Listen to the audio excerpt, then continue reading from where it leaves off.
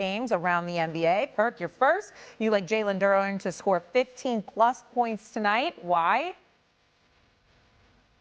Well, one, they back against the wall, and he is they Robin on the team. And I know he's been struggling, Shay, but tonight he gets out of that funk and he gets back to the Jalen Duren that we saw in the regular season. Okay, I'm going to stay with the Pistons here, too, because I expect Cade Cunningham to hit 2 or more threes, and they need this. You're right, backs against the wall. They're down 2-1 in this series. And when Cade Cunningham has 2 or more threes in a game, when he is firing from all cylinders, they win. They're 27-11 in the regular season when he makes 2 or more threes. They absolutely need him to step up to send Orlando into a tizzy, if you will. Stephen A., you have Jaden McDaniels to score 20 or more points. Why? Oh, he wants to smoke. I mean, he's instigating stuff. He's starting stuff. He don't mind. He's talking about their defense and then going out there and backing it up. And Minnesota, obviously, in the lead. And got to remember, both Ant-Man and Dante DiVincenzo are out. So that's giving more opportunities to him and others. And I think he's going to capitalize off of it, at least to some degree. Speaking of Jaden McDaniels, the Timberwolves took a 3-1 series lead over the Nuggets on Saturday behind a 43-point performance by Ayo Dosunmu. But the headline from the game that had everyone talking was Nikola Jokic, who became angry when, said Jaden McDaniels, made that meaningless layup with 2.1 seconds remaining and confronted the Wolves' wing player near his own bench, leading to a bit of a fight between both teams. Jokic and Julius Randle were both ejected. Now there are only 2 seconds left in the game. They were later fined, though, for their involvement in the altercation. Do you have an issue with the end of the game? Denver and Minnesota, this has been a chippy series, I understand, but what transpired? Do you have an issue with it, Perk? Absolutely not. Hell no, Shay. Damn it, this is what the league been missing. And this is a real rivalry. This is 2 teams that have been battling it out over the last 3 to 4 years in the postseason. This is a team that hates one another, and there's smoke there. SA just talked about it. They got real beef. I have no problem with Jaden McDaniels doing that little lay-in, and I have no problem with Jokic running over there to confront him. They got real beef, and they ready to make hamburgers, damn it. This is what the league been missing. This is what we all, as old heads, I consider myself an old head now. This is what we've been waiting on. Like, I want to see this type of energy. Everybody's looking forward to Game 5, damn it, back in Denver because of the beef and the tension and the intensity of this series. Well, can 2 things be true?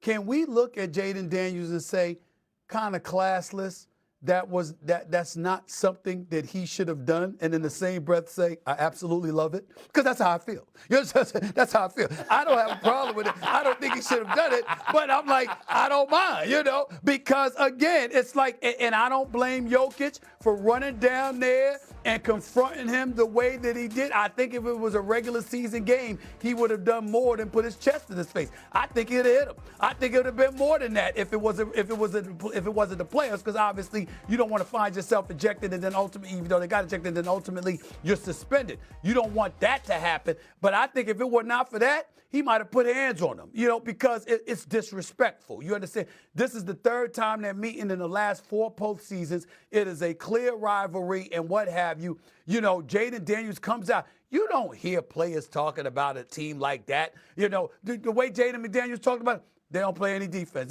They can't defend. We ain't worried about none of them. You don't hear stuff like that. He said it before them, and then they went out against Denver and gave it to them. And by the way, if you Jokic, let's understand the level of frustration. This is a guy that averaged over 35 on better than 65% shooting and 38% from three-point range in the regular season. He's been shooting 15% from 3 over the last 2 games. He has been a shell of himself. He is not 100%. We know that. So that part of that is killing him. That Jokic can't be Jokic. You know, we got to understand. We got to remember, this ain't some dude that's average. This is an all-world player who customarily owns Rudy Gobert and got Rudy Gobert looking like the second coming of Bill Russell right now. So it's bothering Jokic. Jamal Murray, he's been struggling too. Jokic over the last couple of games in the 4th quarter is like, I think he's shooting like 16% or something. Listen, he's frustrated, and now Ant-Man goes down, and Dante DiVincenzo goes down, and Ayo shows up and drops 43 off the bench, the most points by a reserve in a postseason game since downtown Freddie Brown of the Seattle Supersonics in 1976. That's what happened to him. So I'm like, yo, this is no joke. We get it. And Denver is reeling primarily due to injuries, because we know that if they were healthier, it would be a little bit different. Not to say Minnesota couldn't win, but it wouldn't be like this. And it's frustrating. Jokic took offense to it. I got no problem with it. I completely agree with Big Perk, and I don't blame him. And let me tell you something. If it was a regular season, he might have tried to knock McDaniels into the stands. I'm serious. Okay.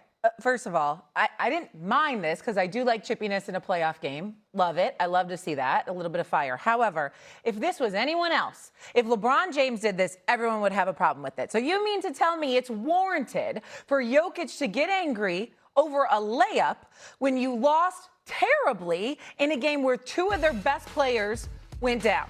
You lost terribly in that game. You shot horribly from the field. How do you have no problem with this? If any other superstar did it, you guys would be up in arms. Well, because Shay, we kind of like hostility. See, you're a nice, you don't say. I know what's showing on. You don't want the hostility. We like the hostility. The fact of the matter is, the game was over. It had been decided. There was no resistance. It's an unwritten rule. You don't do that. I understand. Do what McDaniels did. McDaniels did it because he don't like Denver. There's real animosity there, like Perk said. And Denver, knowing that animosity, seeing it validated, was offended. And the star of the team, who happens to be a big brother, by the way, who gets pushed around by nobody, was over there ready to fight the whole damn team, because he's saying, that's not something that you do. We all know it, and that's why we like it. We want the hostility. Don't you get tired, Shay? You know how many times me and Perk have been on national television seeing dudes hugging one another, singing Kumbaya, acting like, planning for the next party they about to go to after a game? Nah, we want you hostile. We want you disliking one another. We want you literally committed to going out there and whipping the opponent's ass. Would you still like it if it resulted in suspensions, though? Like, there's a time and a place for it. It didn't make sense to do at the end of the game, in my opinion. And Shay, that's why the NBA didn't suspend them, because they said, hey, we kind of like it too. Mm-hmm. Please. Or, come on now. Please. They didn't say we like it too. That's what they said.